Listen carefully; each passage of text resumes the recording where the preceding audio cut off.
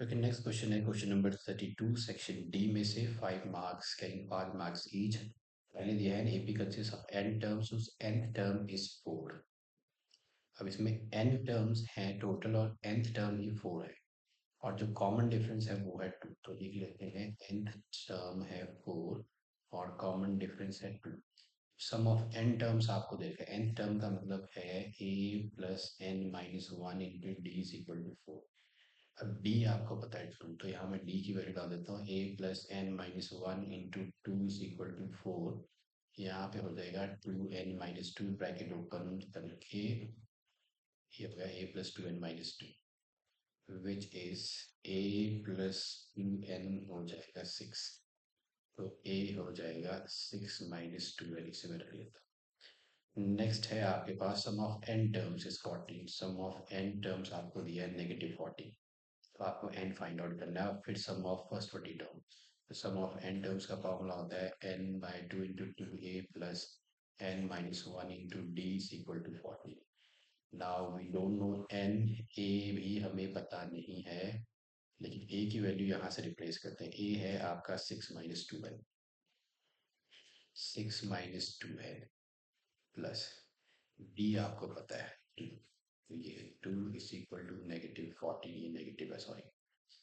Okay, तो इसे open up करेंगे, एक्सपेंड करेंगे। 6 × 12 -4n plus 2n-2 is equal to -14। तो इधर शिफ्ट हो गया n, तो इधर हो जाएगा -28। Now -4n plus 2n, 12 - 2 is 10, -2n। Okay, अब सो इधर मल्टीप्लाई किया तो ये हो जाएगा -2n² plus 10n is equal to -28। सबको उधर ले गए तो ये प्लस हो गया, ये नेगेटिव हो गया। -28 इज इक्वल टू 0, 2 कॉमन है। n² -5n-14 is equal to 0, 2 उधर गया, 0/2 हो गया 0। तो n² -5n-14 is equal to 0. Let's split up the middle term. -7n plus 2n minus 14 is equal to 0. n-7, 2 common है, n-7 is equal to 0. Okay, तो अब इन दोनों में कॉमन है n-7, यहाँ आ गया n+2। तो इधर n-7 0 है या n+2 0 है, तो n हो गया 7 और n हो गया -2। ये तो हो नहीं सकता, दिस इज नॉट एक्सेप्टेबल। तो n है 7। अब आपसे पूछा है then find the n, n हो गया 7। सम ऑफ फर्स्ट 20 टर्म्स पूछा है, सम ऑफ फर्स्ट 20 टर्म्स के लिए आपको a निकालना पड़ेगा, n था 7। तो 6 - 2 इंटू 7, 6 - 14 विच इज -8। तो a हो गया -8। आपको निकालना है sum of first 20 terms. Sum of 20 terms पे n/2, 2 into a. a is -8 plus n-1, 20 minus 1 is 19, d है 2। तो ये हो गया 10, this is -16, 19 2s is 38। तो 10 into 38 minus 16, 8 minus 6 is 2, 3 minus 1 is 2, which is -220। So sum of 20 terms आ गया -220। Okay, अब चलते हैं पार्ट बी पे। इसमें दिया है sum of first 6 terms of an AP 614। दूसरे पेज पे करते हैं।